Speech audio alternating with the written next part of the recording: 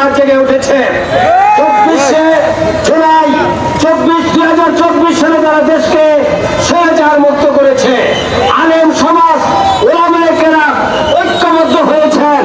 আমরা আগামী 12ই ফেব্রুয়ারি বাংলাদেশে কোরআনের পার্লামেন্ট গঠন করব ইনশাআল্লাহ।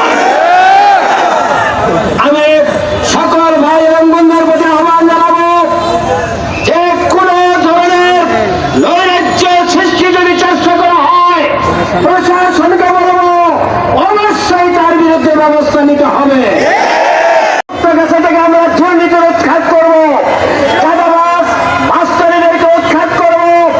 আমরা জোর নির্যাতন করে মানুষের ঘর বাড়ির উপরে হামলা করে ধর্মীয় কারণে ভিন্ন ধর্মাবলম্বী বন্ধুদের প্রতি, মাদের প্রতি, ভাইদের প্রতি হামলা করে যা পরিবেশ নষ্ট করেছেন, আমরা সেই পরিবেশ ফিরিয়ে আনবো। এই জন্য তৈরি হয় না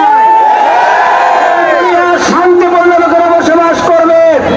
একজন লোক যদি সন্ত্রাস করে 1 লক্ষ মানুষ তার বিরুদ্ধে দাঁড়িয়ে যাবে।